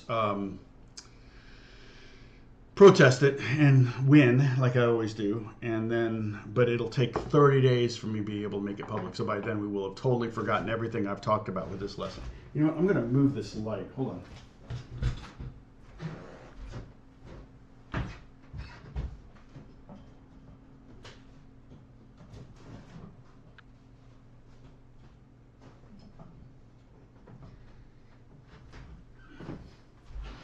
And then what if I turn this light on? Is that better? Oops. You know, that's better. I know, you really need to have really low watt light bulbs for behind videos, right? Anytime you see like a light back there, it's like a 4-watt incandescent bulb or something like that. It's just for depth of field and just for look. Okay, what's going on here? I don't know what this is. Oh.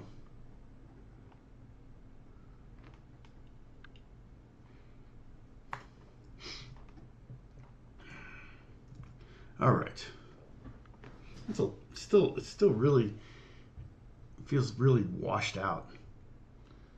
Like I've got too much. I think the camera is like over washed out. The white balance seems to be off too. My cup. And yay, I still have coffee left because I have work to do. All right, so where is everybody? Any more questions? You're from Wales. Oh, nice. Manic Street Preacher song. Well, for one thing, I don't generally do lessons on songs unless they're songs that I wrote.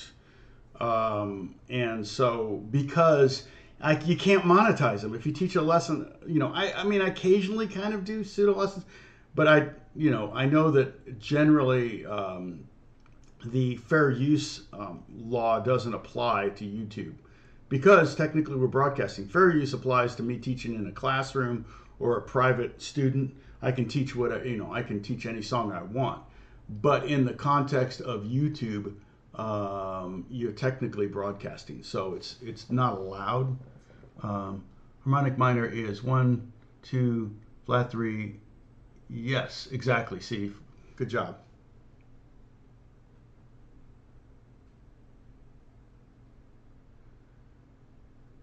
But I'm sure somebody's done it, done songs, done lessons on those songs. Because some people don't care; they're not trying to monetize, or what happens is too when you do someone else's material, then they get to monetize your channel.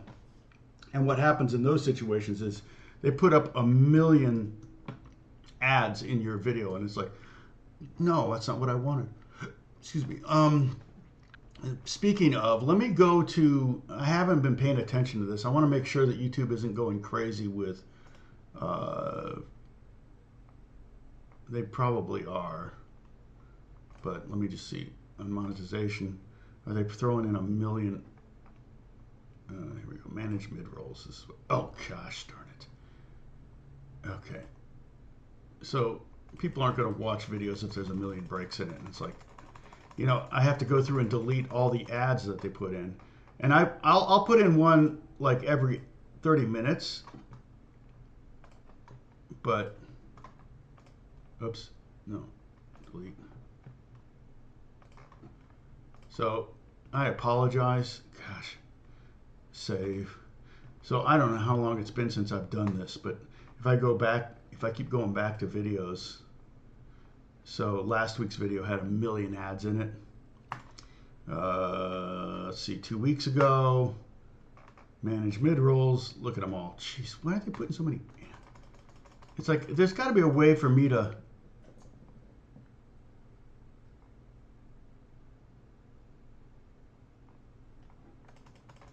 Yeah, and I'm not looking at where I'm placing them. Let's see, learn more. Yeah, I'm just kind of clicking on about 30 minutes here at putting an ad break.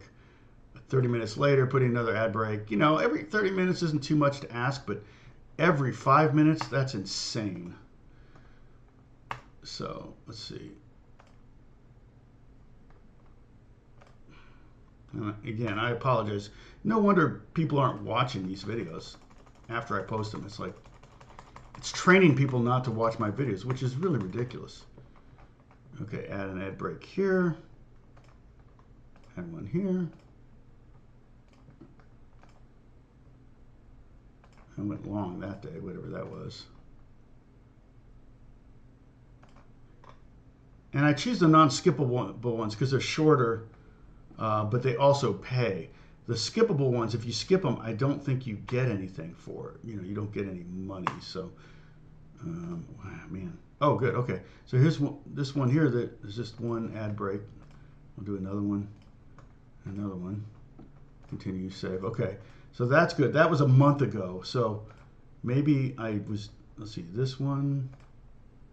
Isn't this exciting? Management roles.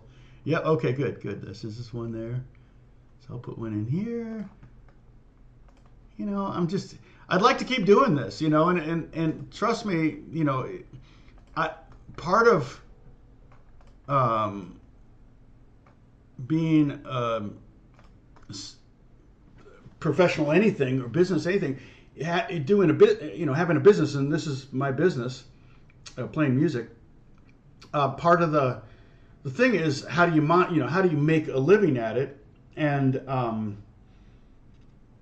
so you just in my case I just try to make sure that every chance I get I can monetize. But you know, again, I don't need an ad every 5 minutes. That's ridiculous. That's just going to turn people off. Oh, open boxing is always fun. What model? Let's see.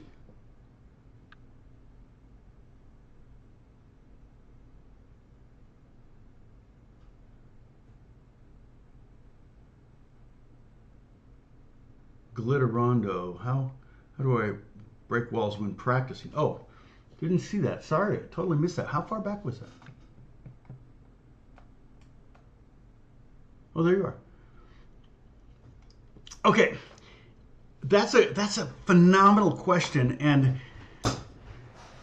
I'm not a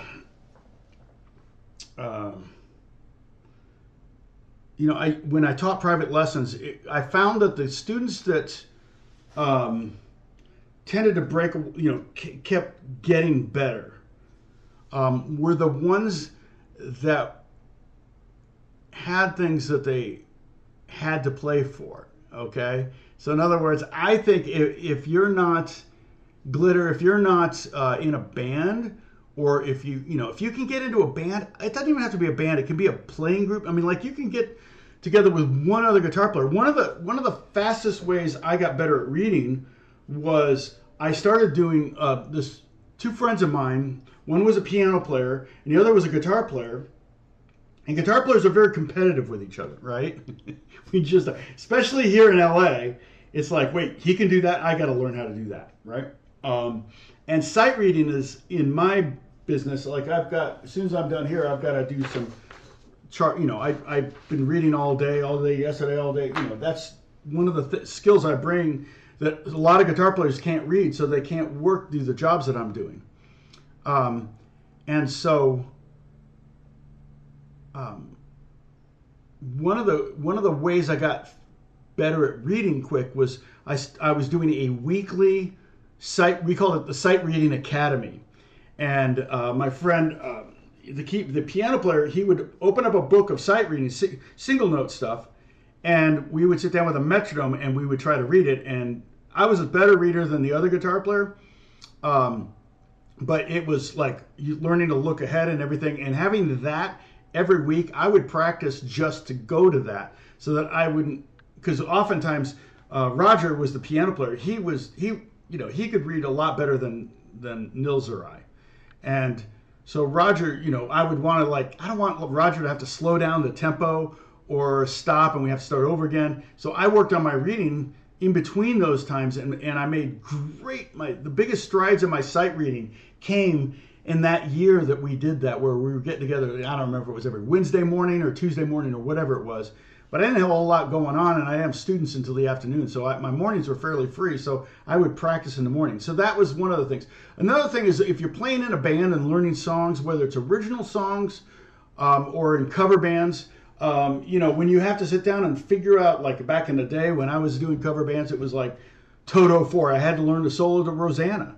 And there was no tab, there was no internet back then. And so I had to learn it by ear and figure it out. And I got close. I don't think I played it exactly how he played it, but I was close enough for the drunk people we played for at the frat parties or whatever we did. We did some high schools too. So I'm sticking with my drunk people analogy. So Aeolian is the natural minor, exactly. Yeah, Aeolian would be A, B, C, D, E, F, G. So I guess you could say this is Aeolian with a sharp seventh, is technically another way you could say it, but very commonly known. So glitter, I would basically try to challenge yourself in some way with pure embarrassment. Okay, say you're studying. If you're studying with a teacher and you're learning classical guitar, well, maybe, and if you've got a small repertoire, then this is just an example. It may not apply to you at all. But let's say you've got a repertoire, you're playing through some books, you got the Carcassi method, and you're able to play some stuff. Go to a local restaurant and say, hey, can I play here every Wednesday for lunch just for tips? Maybe food and tips. And I did that. I literally did that 5 days a week for about a year. And my classical chops got better. Nothing replaces playing, like there's no amount of knowledge that's going to suddenly give your hands phenomenal dexterity. But oftentimes when I was playing those classical guitar pieces, I wouldn't play them at tempo. I might play them at half speed or even slower than that. But if they were unknown pieces, people aren't going to really know that that's, like it's kind of a random Bach thing. It's going to be beautiful no matter what tempo you play it at. Somebody got this? Oh, deleted. Thank you.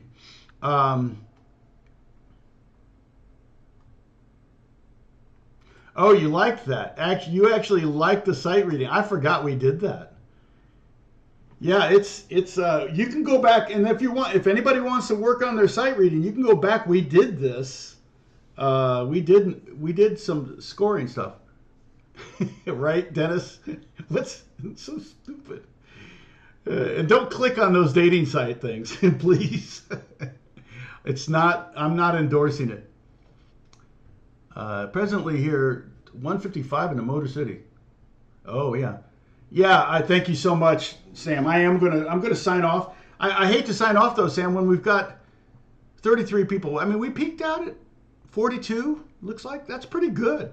It was really solidly consistent. Once we hit 30, we stayed there. I mean, we dipped down to 29, 28 a couple times, but we've been over 30 for the last, since 9:40. So the last hour and a quarter we've been at that. So 2 years in, and I just started a band. Good. You're gonna get so much better playing with your band, Glitter. It's again the competition thing. The competition thing kicks in, and so does the fear of making a damn fool of yourself. That's like huge. It's like, I do not want to make a fool of myself in rehearsal or at the gig. So you just shed. And, the hard part might be finding time to do it. That's I've been a full-time guitar player almost my whole life. I've had jobs, but I've been blessed, and God bless my wife. She had a job that kind of kept us afloat, so I could pursue the career. And then it took off, and she was able to take off about 20 years from work so she could homeschool our kids. So all three of our kids were homeschooled all the way through high school, and we loved that. It was so much fun. Yeah, and that's also a good thing when you've got skills that somebody else doesn't have. And that's the thing. If he does something, or he or she does something that you don't know, ask them, what was that? How did you do that? And then you learn something new. And then if you do something they don't know, they may ask you, oh, what did you do? And you can tell them. So it's definitely a really, really good way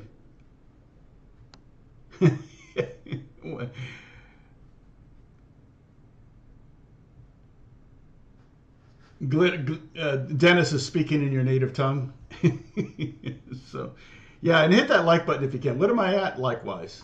Oh, we got 44 likes. So we have more likes than we have current viewers at this moment. So that's a good thing. Let's see. I also turned off my fan. I'm going to turn my fan on, get the air moving again in here. Because the fan, I just put a fan in my office and just to kind of keep the air moving a little bit. But it causes this kind of flutter sound, which is annoying when I'm teaching. I mean, when I'm playing. And obviously I can't do it when I'm doing acoustic, so I have to turn off the fan. But it feels better already in here since I turned it on. Yeah, and so and Jack, my son Jackson in Paris right now, so jealous. He's actually he's going to a different Michelin-rated restaurant every night. It was like, what, dude? So it's crazy. His girlfriend's dad is head of the Culinary Institute of America, and they're in Paris for the month, and Jack went out to meet the parents for a week, and so it's a big step, big scary step. We may have 2 more weddings coming up, so hopefully I don't have to pay for them. Anyway, okay, so although if that's a wedding, it'll be good food at that wedding. Holy cow! So. Let's see what else is going on. So that's the latest. So next week I may do another scale. I may talk about something else. Oh, when I say here, what?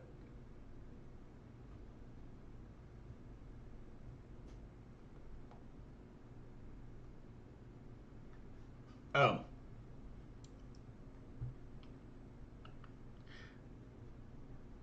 Yeah, I try not to talk about politics because I'm not a politician. So I have opinions on things, but it's not why you're here. We're here to talk about playing guitar and getting better and being creative and making people's lives better through music, right? So that's my goal. You know, a lot of you know what I think about stuff, but low priority. You know, I should do a video on. I told Rick Beato, in fact, I may see him on Saturday. I told Rick that I should do a video on my tinnitus fix. It's kind of depressing, but it does work, but only about 5 minutes, for about 5 minutes. So I may do a video on that. I may post that. So anyway, God bless you all. Thank you so much for watching. Joseph, thanks for the coin. It means a lot when you guys do the super chat stuff. You can also super chat or do the money thanks on any of the videos now. That's turned on. So if you go, oh, you know, I like this video, I'll give Tom $5.